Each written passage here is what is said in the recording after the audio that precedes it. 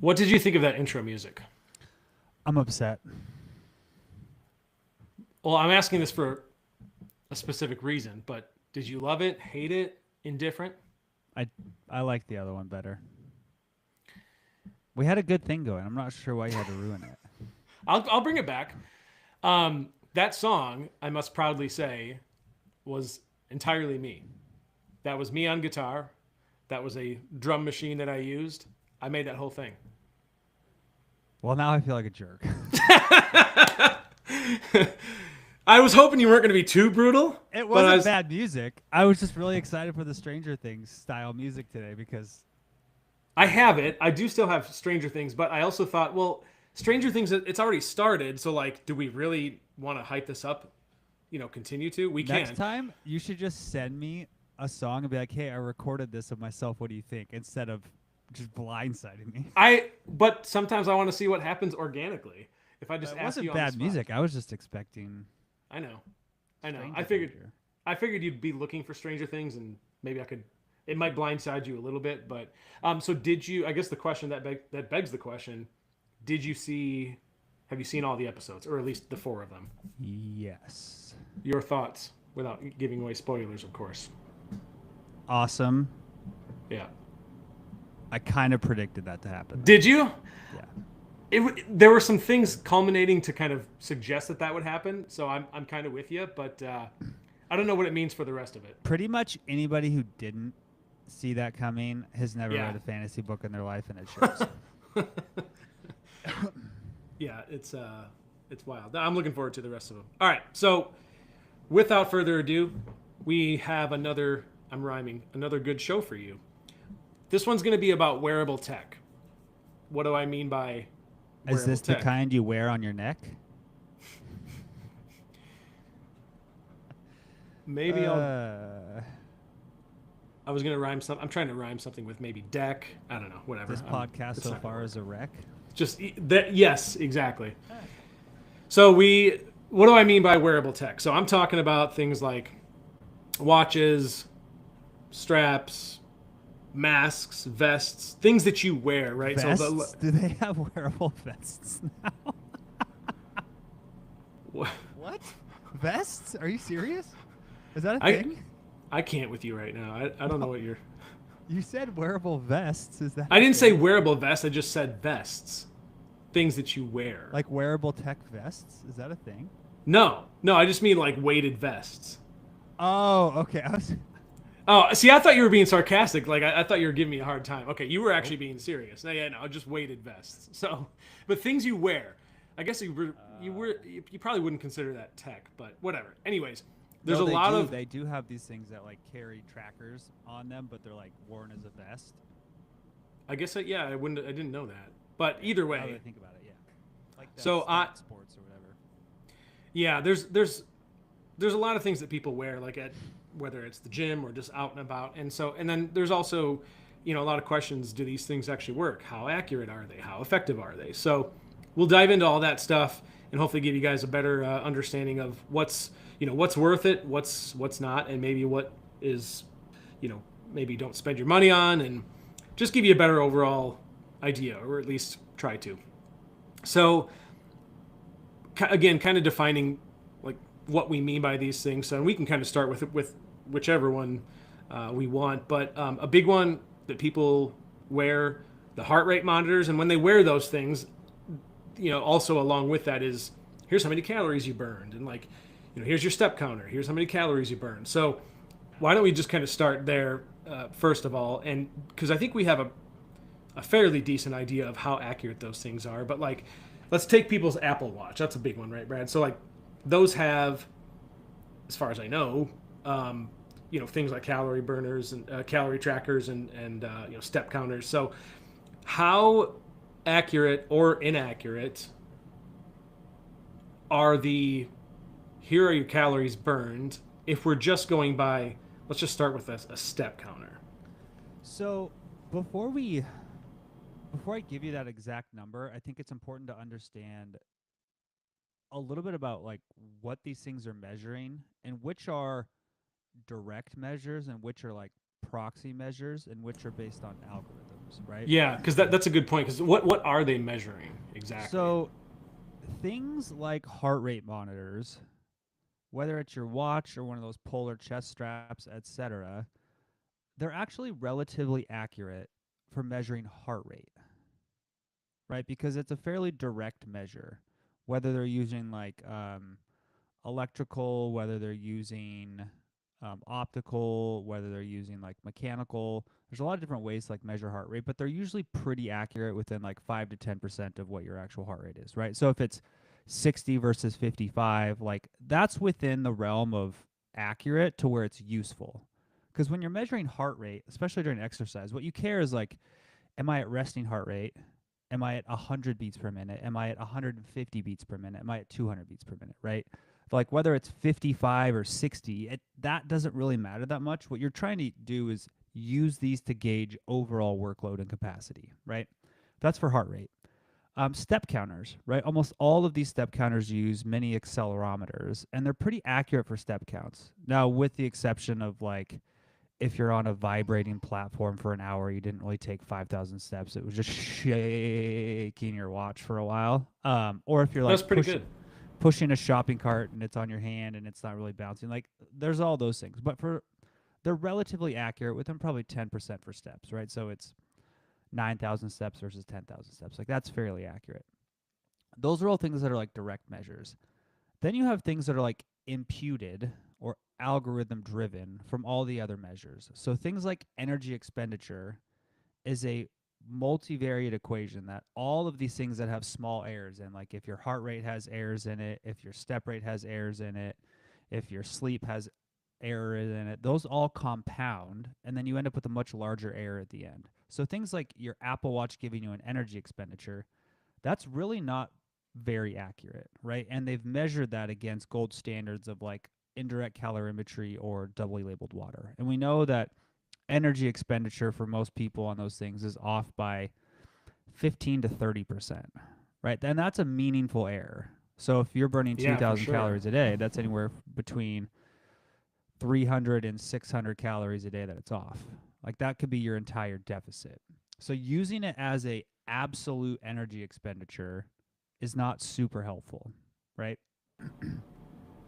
Using it as things for like measuring heart rate, measuring step counts, they can be very useful tools. The biggest thing is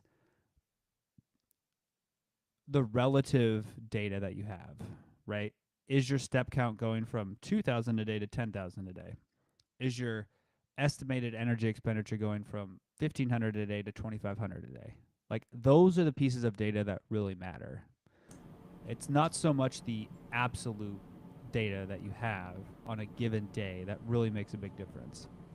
Would there be any way to like make these um, more reliably accurate, Um, or not really? Is it just my kind of question it would is what it be, is? what would be the utility of having a hyper accurate energy expenditure number?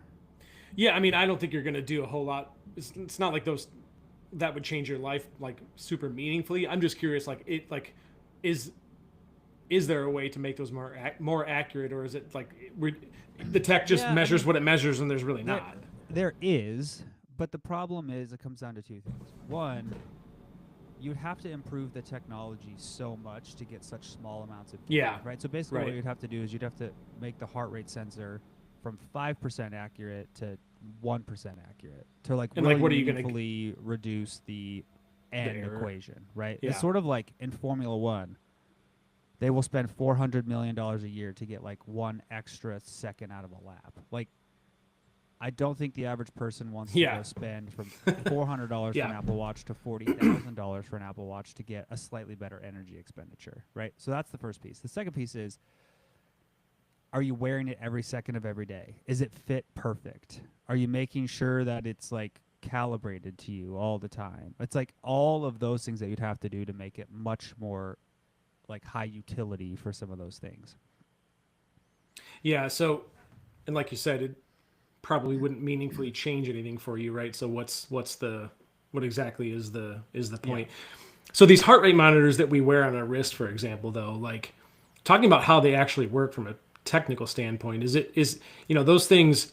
It really it's my understanding is that those just interpret your. I mean, obviously, you're just your pulse pattern, and it calculates your heart rate from that, and then by a bunch of math, it just kind of spits out. And now you can obviously you put other stats in like your height and your weight and your age and your gender and all that, and it calculates takes that into consideration. But I think what you're saying is there's still quite a margin of there's a lot of room for error there. Yeah. So yeah, excuse me. So what about like, and I think this probably is not too much different than the wrist stuff, but like step counters, how those actually work. Those right?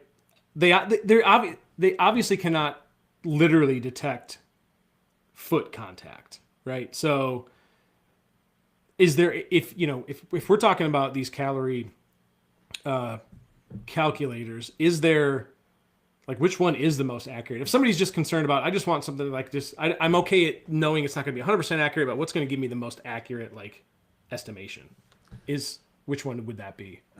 I mean, it's think about the tech that specializes, right? Like if you have a wearable that measures just steps, it's probably going to be better than a wearable that measures everything. If you have a wearable that measures just heart rate, it's probably going to be more accurate than something that measures everything. Now that's not always true, right? There's some probably pedometer manufacturers that just build really crappy pedometers, right? That you buy for $8 off of Temu or whatever.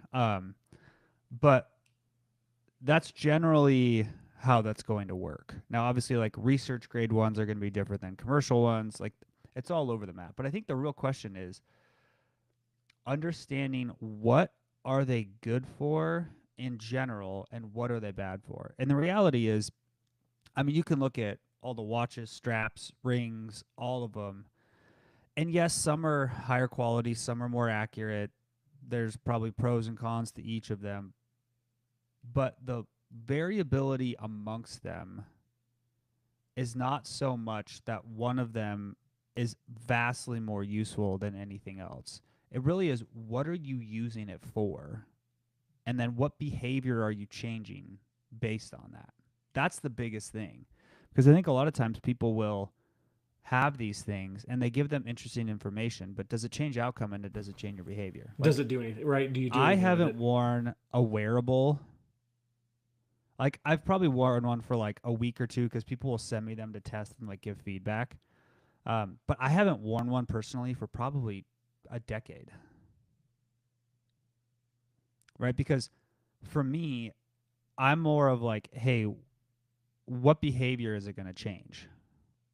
Right? Doesn't really no point if it doesn't change your behavior. Like it's what you do with that Yeah. information. Now, for some people, it's like it's a great motivator. It's a good reminder. It keeps Or them yeah, accountable. Like it will change their behavior having it. But for me, like if my watch is beeping at me like you need to go for a walk, I'm just gonna take my watch off.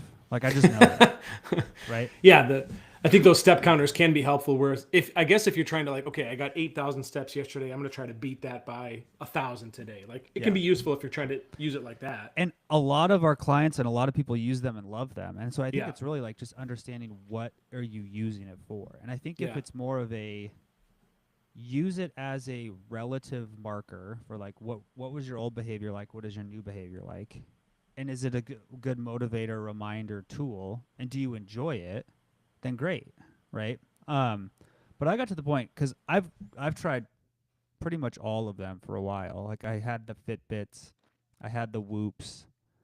I wore an Apple Watch for a week. The only thing I haven't tried is one of those rings, just because like I don't really like the like Aura rings in ring. general. Yeah. Um, and what I found was like for me, it was more of a distraction than anything. Right? Like when I would get my recovery score and it'd be like, your recovery is trash, you can't go to the gym. And I'm like, well, today's the only day in the next 3 days I have time to go to the gym. I'm going So to the gym. I'm going. Yeah, Right? Um, yeah, so, I mean, it's just highly personal. yeah.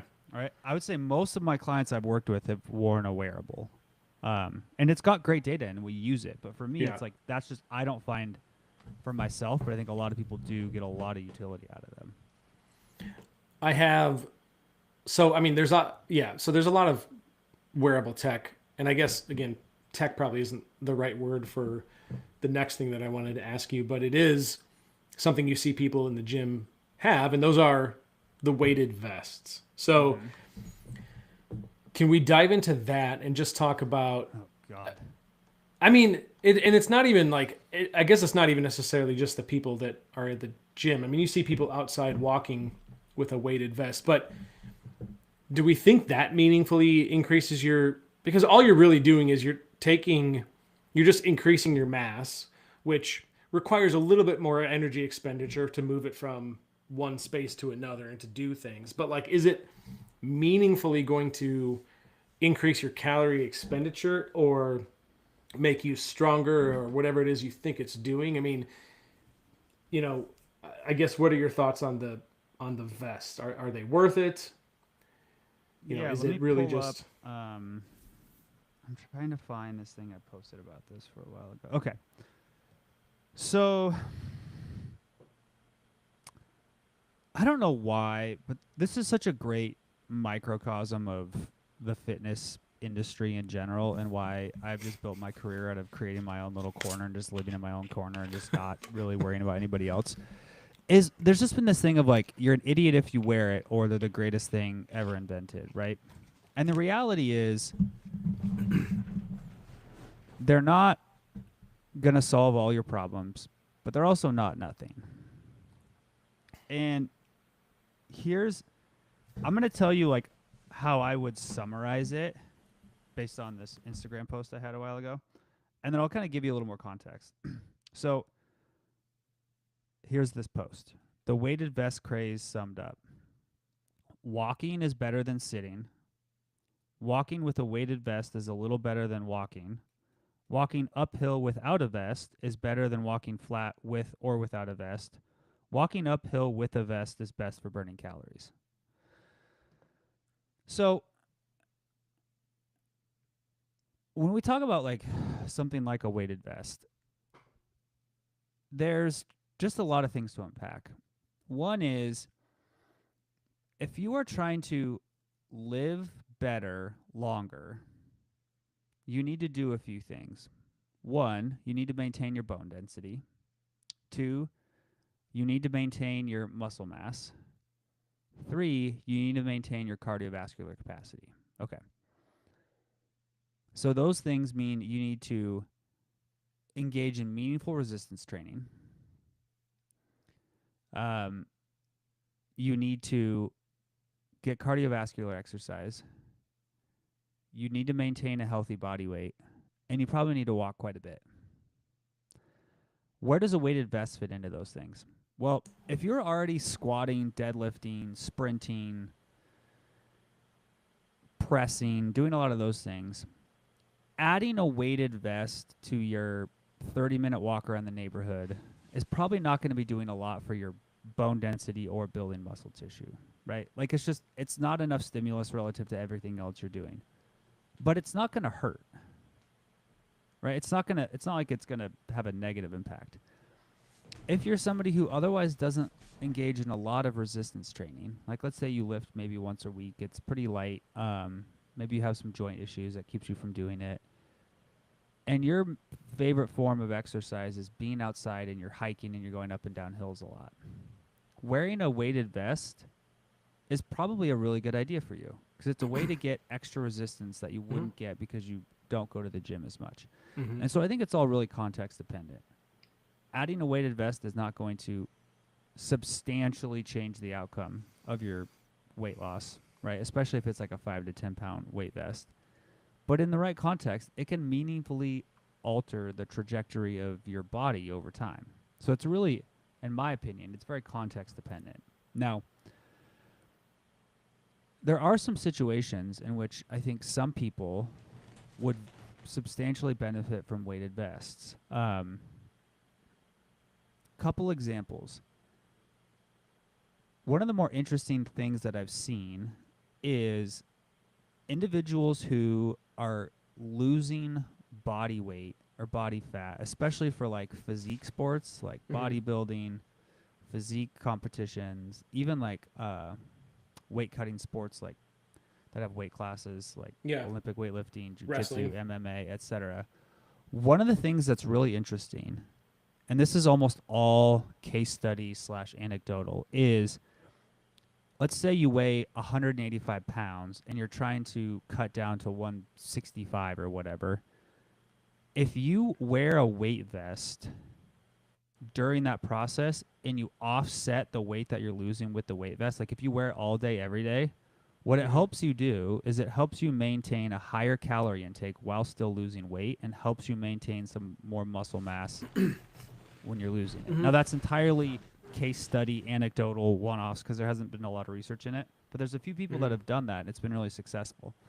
And I think it just has to do with the same thing that we see in the weight loss literature, where if you are somebody who weighs, let's say you lose 100 pounds, right? One of the things we know is when you lose that much weight, you see a decrease in bone mineral density. Yeah, of course. Because you have less weight to carry, so your Yeah, bones are holding less, which means they don't need They don't need to be as dense. Yeah. Yeah. And so some of it is, okay, now obviously you're not going to offset your weight loss the whole time, but like some of it is like, okay, maybe in the last 30, 40, 50 pounds of weight loss, if you wear a weighted vest while you're walking, maybe you'll keep a little bit more. I don't know. There's a lot of like unknowns here. Yeah. But they're not completely useless, but they're also not like going to solve everybody's problem. I think it's highly context dependent. So maybe the same thing for those ankle weights that I see you wearing all the time. Every time I see you in Ankle weights person. are awesome because they turn you into a ninja. That's what I believe as a child. The weighted vest that you have is the one right now, right? Correct, with the strap and it holds the kid in the front. Isn't that your weighted vest? Yes.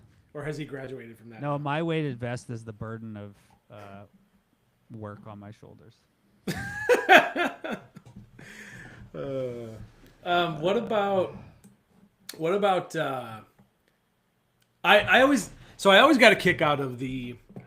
I didn't see it very often, but when I used to go to the gym over, kind of where we when used Dylan to live. used to go to the gym 30 years ago. Well, it does sound kind of weird when I say that. I have a gym in my basement now, so I still go to the gym, just my own gym. So for those wondering, but I used to see people with those elevation masks. You ever seen someone wearing those things? So I know that those, like, you kind of see them, and like, also this was around the time when The Dark Knight Rises came out. So everyone was like, you're just trying to be like Bane. Do you remember that? Do you remember Bane from that movie? I don't know if you ever saw it, but you merely adopted the dog. Yes. So everyone was like, oh, this is cool because you look like Bane. But I remember looking into them and I was like, that can't possibly do what it claims to do, right? Well, it turns out the altitude masks, they don't actually simulate altitude. They restrict the flow of air, but not the composition of air, right? So like realistically, what's the elevation of Spokane, just out of curiosity? I want to say like 2,800 feet. Let me see. Oh, so it's not as high as I thought. Okay, well, still. Okay, I lied. 1,800 feet. Well, so even at that altitude, the air composition is different than at sea level, right? So, yeah, like those, I don't know. I would butcher this whole thing if I continue to talk about how they work. But essentially, is there any point in restricting the airflow when trying to simulate altitude? Because as far as I know, there is no way to simulate a lower oxygen environment. So I don't really know if those masks are necessarily effective. I mean, it doesn't, at sea level or in a gym, the air is always a certain percentage of oxygen, right? The mask doesn't change that percentage. So like, are they actually effective at all? Do they do anything? Okay. I'm going to put this flag out there. I may 100% butcher this. So if I'm wrong, everybody can yell at me in the comments because it's been so long since I've like studied this stuff. And I've got a friend of mine I got to have on the show sometime because he's like one of the just most outrageously smart in the weirdest areas person you've ever met. Like he just knows the weirdest things about the weirdest things. I like he also is basically like Goku from Dragon Ball Z. So, okay. But so masks. Well, first let's talk about altitude. So as you go up in altitude, you don't have less oxygen. What you have is you have like the percentage of oxygen doesn't change, right? It's not like at sea level it's what 21% of our atmosphere is oxygen. When you go up to 10,000 feet, it's still 21% of the atmosphere is oxygen. It's just Pressure change. they are there's less molecules of oxygen Sure, in a yep. given volume of air. So every breath has less oxygen, which means you get less O2 transported into your lungs. So like each breath is less effective. When you wear a elevation mask, all it's doing is creating more resistance for your lungs to breathe, right? So you're sucking in less air with the same level of force. So you have to have a stronger breath to get the same level of oxygen. So what you're actually doing is you are potentially strengthening your diaphragm muscles to That makes sense.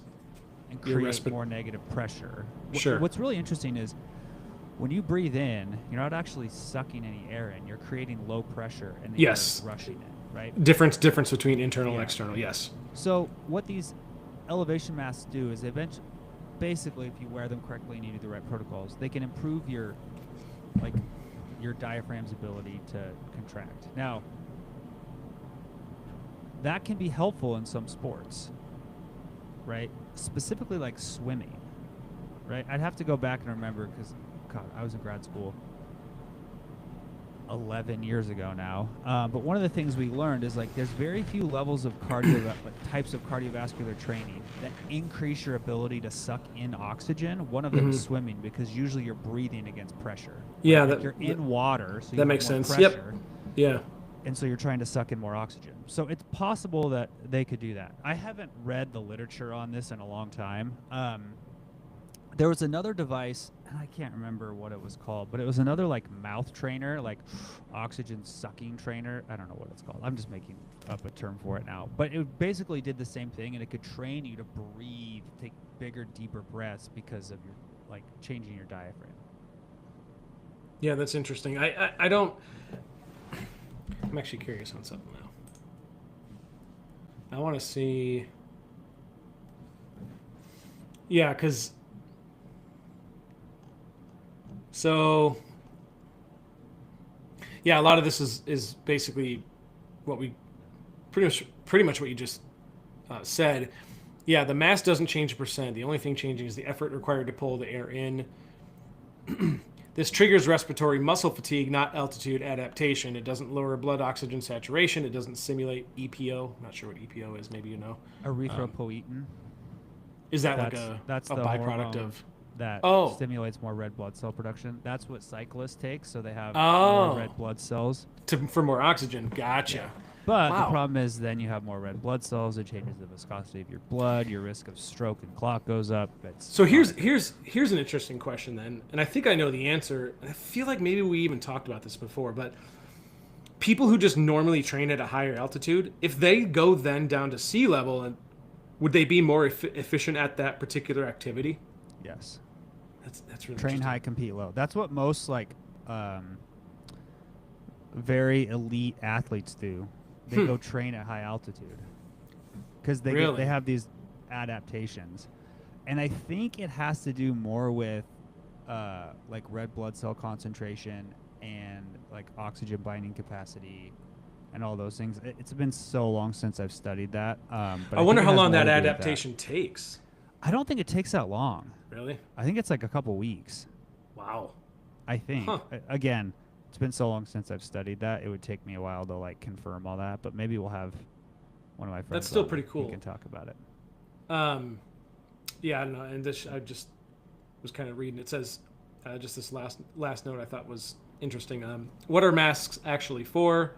Even though they don't simulate altitude, they are not completely useless. They can improve respiratory muscle endurance, which is what you talked about. They train the muscles involved in breathing the same way you would train other muscles. They can slightly improve performance in long cardio sessions, high breathing demand sports, athletes with weak respiratory muscles, or people recovering from respiratory issues. So that's interesting. So maybe if anything, those things are used for medical reasons for those types of people. But Yeah.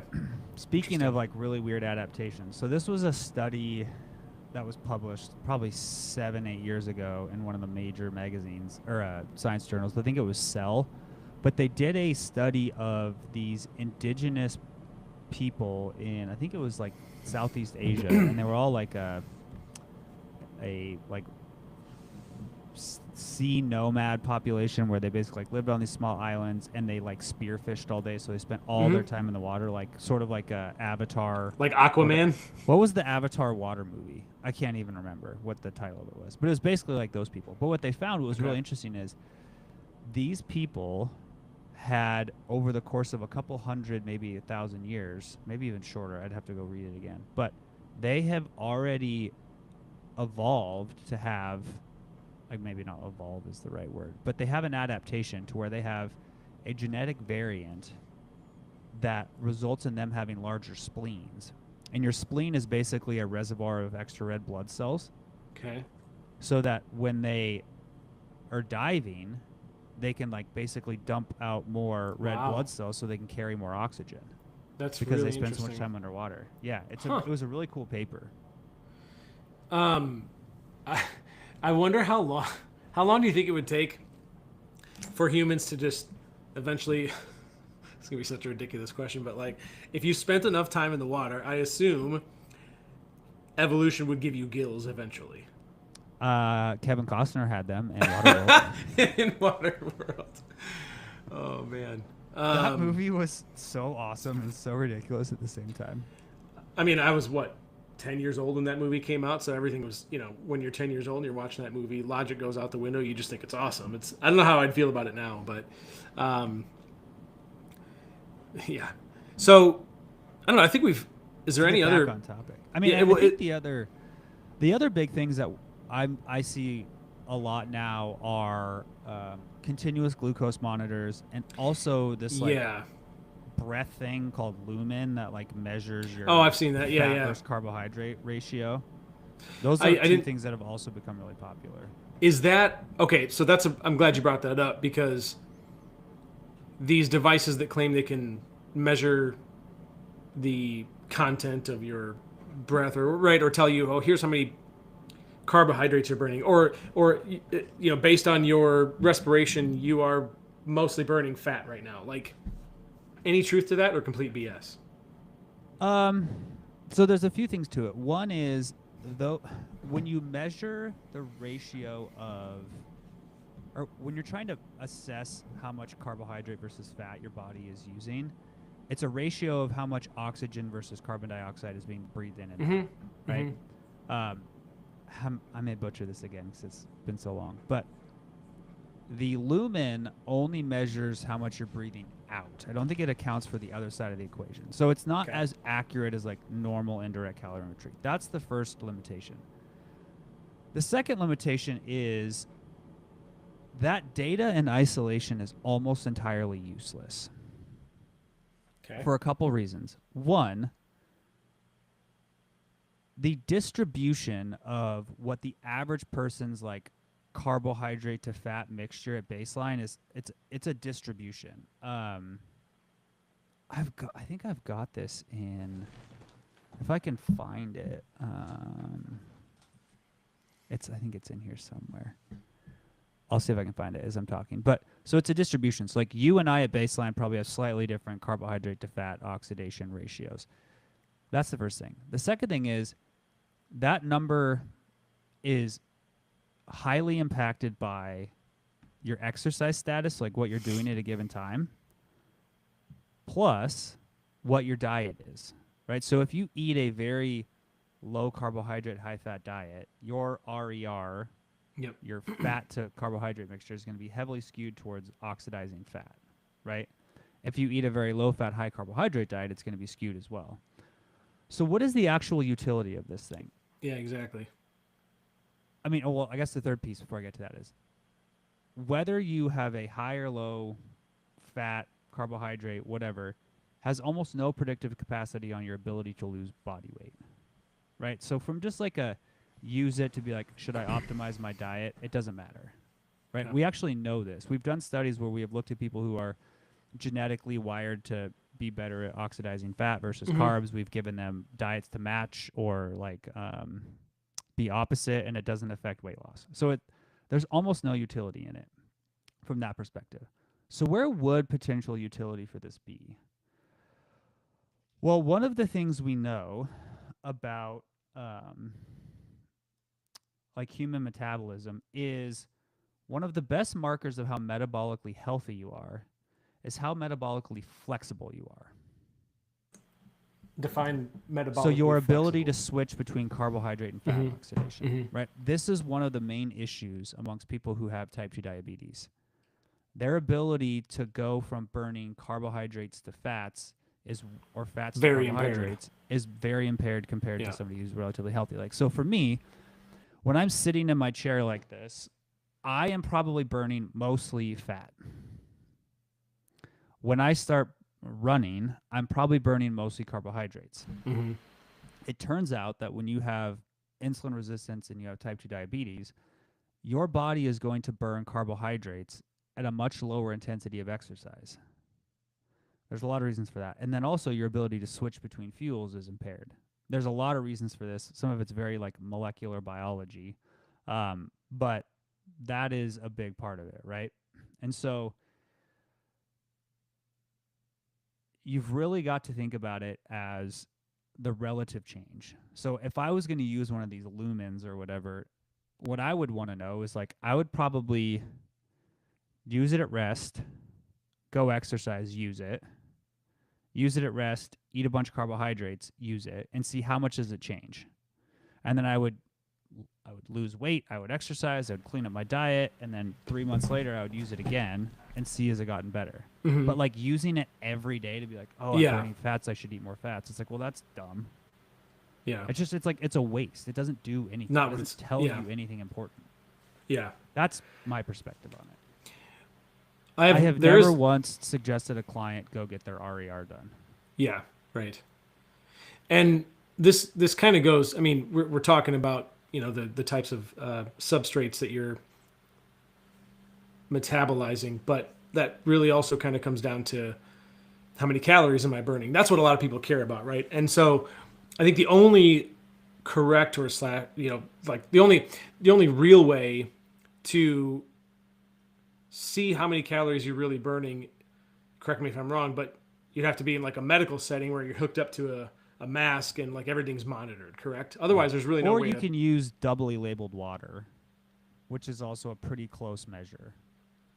Okay, interesting. What is this you got here? So this is the distribution. They tip people and they measure their RER. So a 0.7 is like 100% fat oxidation, and a 1 is like 100% carbohydrate oxidation. Mm-hmm. So like most people are kind of in the middle, but some people are on far ends of the spectrum. So it's a distribution of what people at baseline are burning.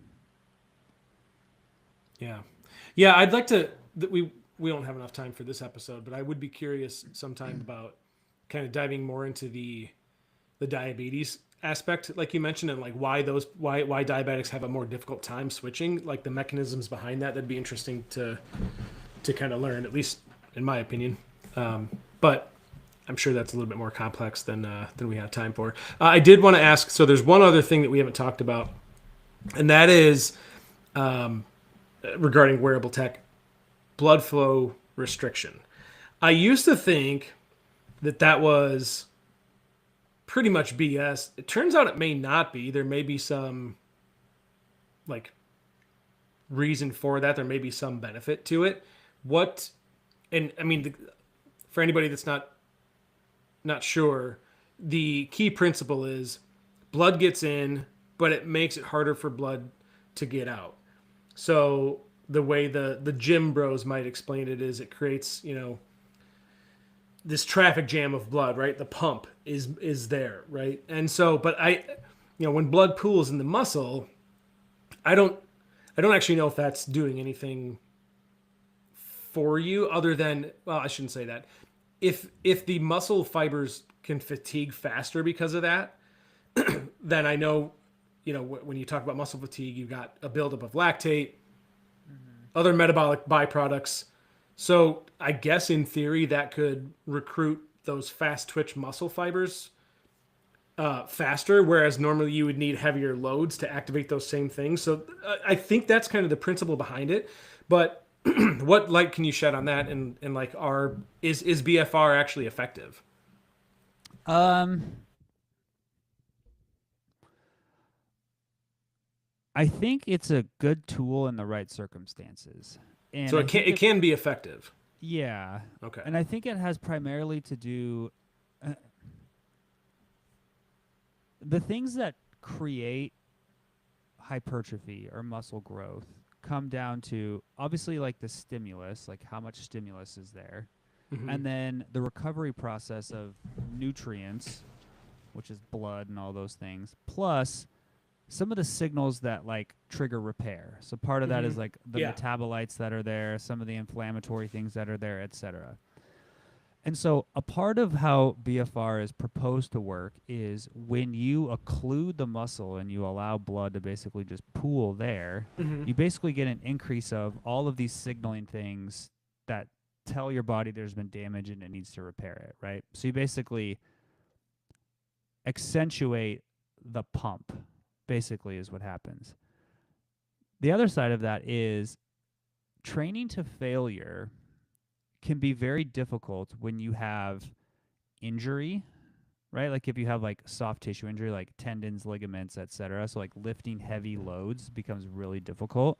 Gotcha. Or if you are an athlete in the middle of season and you need to reduce the amount of total stress and strain on your soft tissue, Right. but you still Right. need some muscle work, or if you have like a small injury and you're trying to keep your muscles like engaged in a like repair process, BFR can be a tool to use that. Right now, That's that's interesting. here's where uh, I have not used BFR a lot, so I'm not an expert by any means. Where I've seen it be helpful is so we have used it, and by we, not me, but like strength and conditioning coaches in basketball. I've seen use it during like rehab periods or during season Hmm. when guys are like, "Hey, I really need to make sure my hamstrings stay like healthy, strong." We do some like hamstring workouts, but or some quad workouts, and my like hamstring tendons or my patellar tendons are really like sore. So what they will do is they will use BFR to have a lighter load and get fewer reps, but get the same like sort of metabolic Sure. stress on the muscle tissue. You're Um, essentially simulating what would otherwise be a much higher load, but you can't take yes. that. Gotcha. Now, that's probably you can use it here and there, but it's not going to replace your like heavy training to try to The build actual, muscle. right, Yeah. right. At Oh, least that's okay. where I've seen it be fairly effective. The other side of it is like injury, right? If like you have an Yeah, injury and you're trying to right. keep muscle tissue active, Yep. it'll lower stress and strain. Yeah, I did a quick search and it said basically your brain thinks you're training hard because the muscles become oxygen deprived. The central nervous system interprets the effort as much harder than it actually is, and so this stimulates growth hormone release, cellular swelling, mTOR activation, and satellite cell activation for muscle repair and growth. So yeah, it's really yeah, that's interesting. Yeah, and I again, it was one of those things I remember seeing when I first saw it. I was like, what are they doing? And like, why are they doing that? It just kind of seemed like BS to me. It turns out it's actually not entirely BS. So that was kind of the last one I wanted to ask you about. Is there anything you think we've missed? I mean, we covered the calorie burners, the watches, the steps, the weighted We should probably vests, talk the about the continuous glucose monitors a little bit. yeah, absolutely. So this is interesting in the fact that CGMs were originally created to help one from a research purpose understand glucose excursions based on specific foods or like nocturnal hypoglycemia. Like it was basically a way to more conveniently continuously sample glucose to look at how different things impact it. Now they made their way into commercial settings when the technology improved, it got cheaper, etc. And so now they're being used by people all over the place to like optimize their diet. Now, here's what I think people should know about them. One, I am not aware of any research that suggests that using these to completely reduce slash minimize glucose excursions after eating improves health outcomes.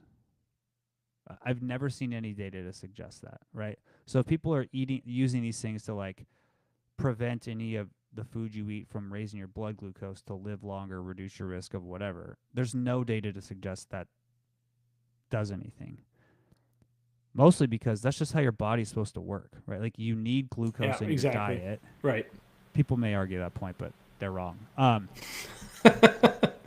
For like optimal health, you need to consume some glucose in your diet, and then your body is gonna like absorb it, break it down, put it into your blood, then it's gonna put it where it needs to go. So you're gonna have glucose excursions. So if you're just using it for that, I think you're wasting your time, your money, and you're spending way too much time focused on stuff that doesn't really do anything.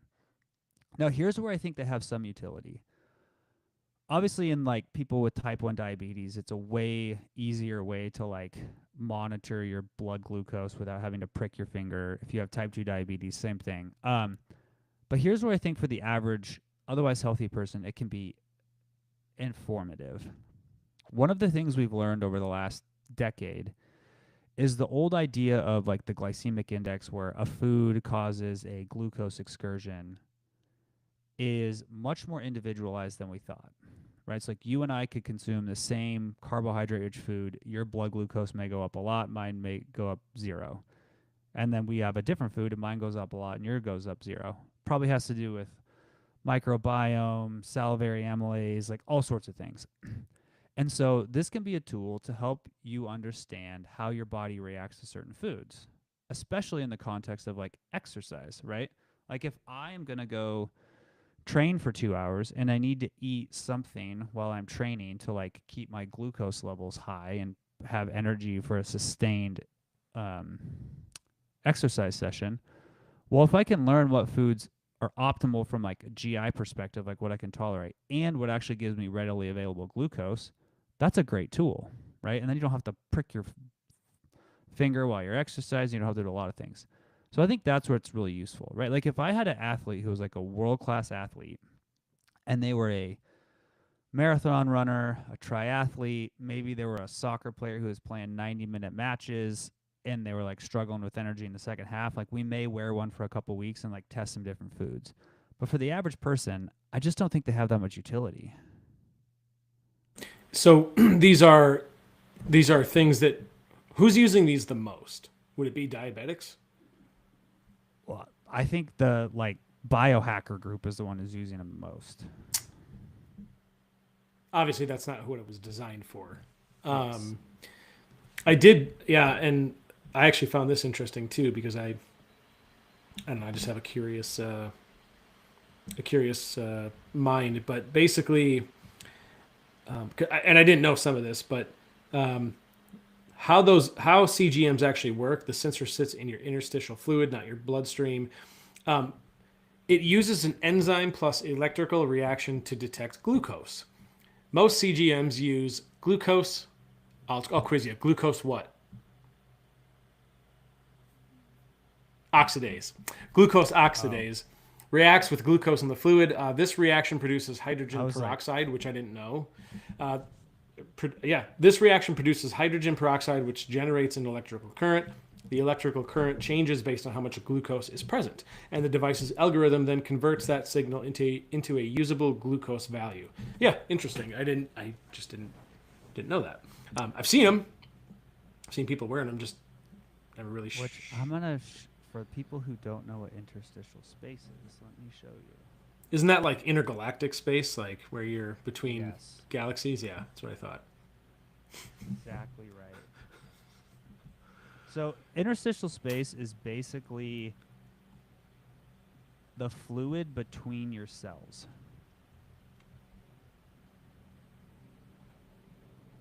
Is there? How would you how would you say that in non-scientific terms? Um, Like it doesn't really go. See, I always thought of interstitial space as I don't even know how to explain it. It's like I don't know. Yeah, I like not in Like your internal organs, but like still within. it's literally like the fluid between your cells, right? Like Okay, if you it's have just all your the fluid part. cells that Yeah. are like there and connected and it's in a fluid Mm-hmm. and they're moving around, like it's the fluid in between Yeah. them. Yeah, I guess that makes sense.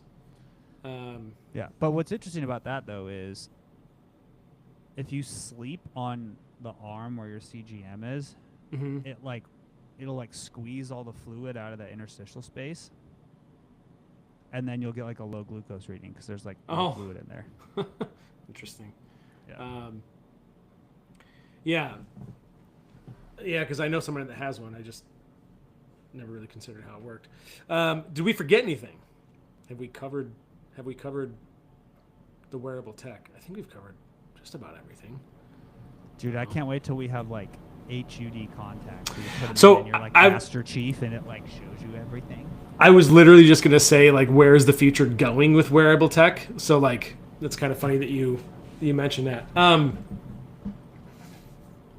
I'd be curious. I mean, to see where AI takes this stuff, and if this accelerates. I was reading about something the other day too, where and this is probably more. This isn't necessarily related to wearable tech, but like we were talking about the glucose monitor or like diabetics, where AI is making like basically AI can detect, like especially in genetics, it can detect way more than a human ever possibly could, because basically the AI can look at massive data sets. So a human can look at maybe 5 to 10 variables at once.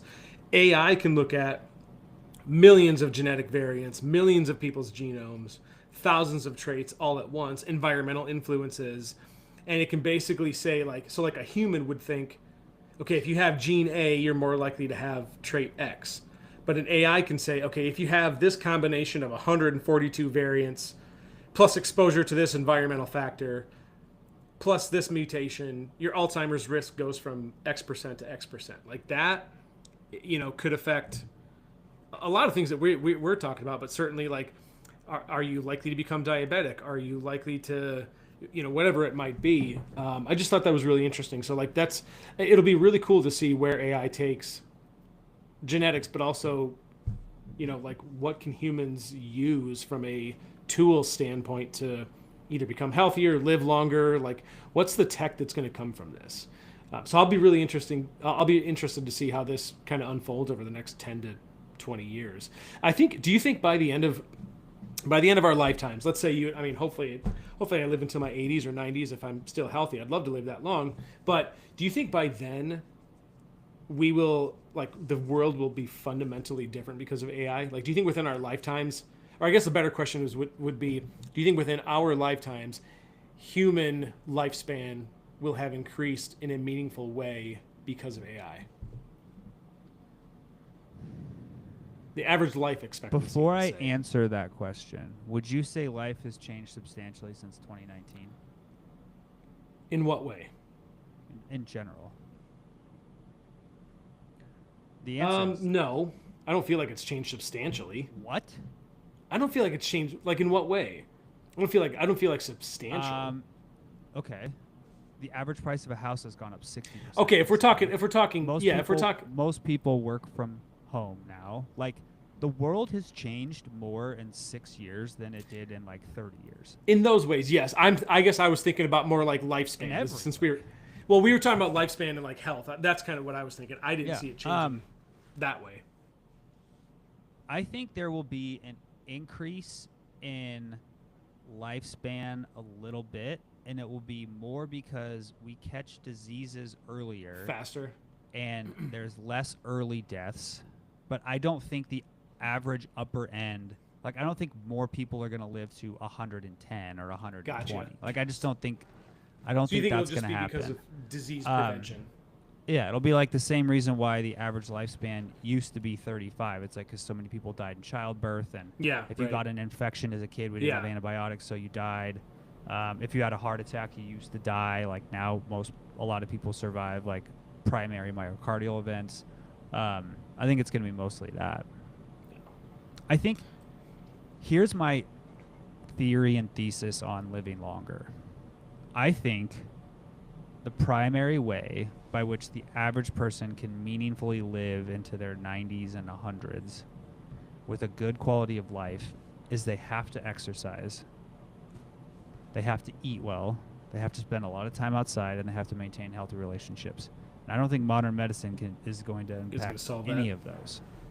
Right? They may keep you alive a little bit longer, and they may keep you from dying at a younger age. But like the reality is,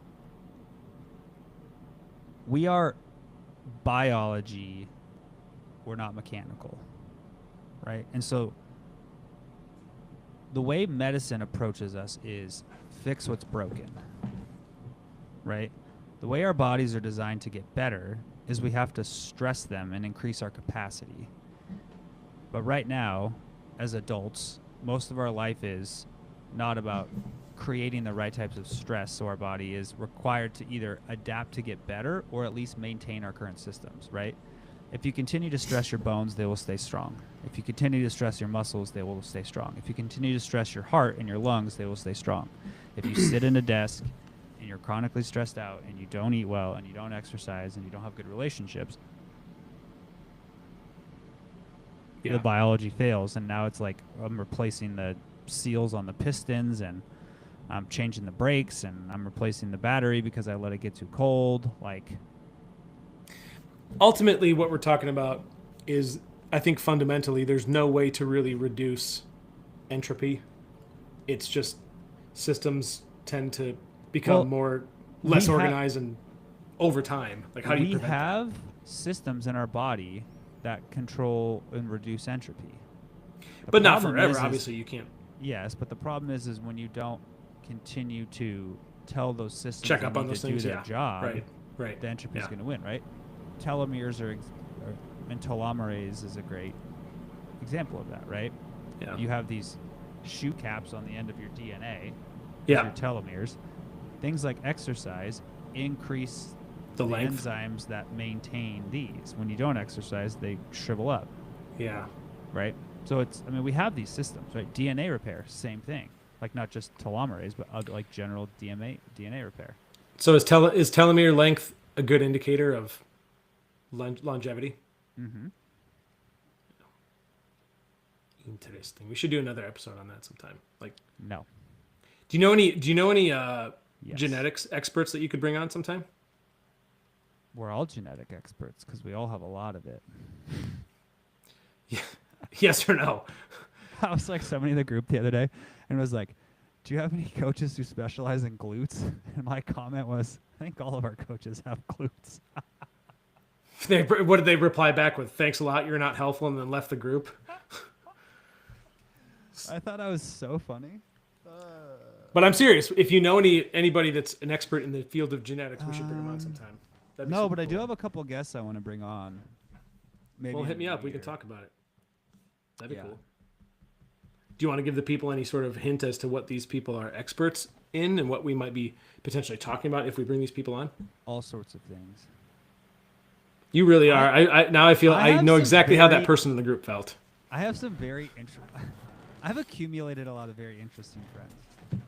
Here's what we need to do. The next episode, we're going to bring your wife on, and it's going to be an episode all about Brad Dieter. And your wife's going to tell us, what is Brad like in the privacy of his own home? What are the things Brad does that irk you? I want to hear. It's basically going to be Marissa's time to unload. Honestly, she'll probably have a lot of nice things to say. I bet she would. You know, you guys seem like the cutest couple. Like, yeah, you got you and your cute little lives and your cute son, and yeah. Well, all right. It takes a lot of hard work to maintain a relationship like that. It does. That's true. And then throw 4 kids into the mix. That's difficult. You have control over that. All right. Well, I hope everyone found this episode helpful. I always hope you find these helpful. Otherwise, it's just 2 dudes rambling about who the hell knows what. So I get to go jumpstart my wife's car now because it's -2 degrees here. Did you like how I threw that comment in a minute ago? I did. It was very good. So let me play this lovely outro music again. Then we're going to bounce, and we'll be back next week. All right? Toodles. Goodbye.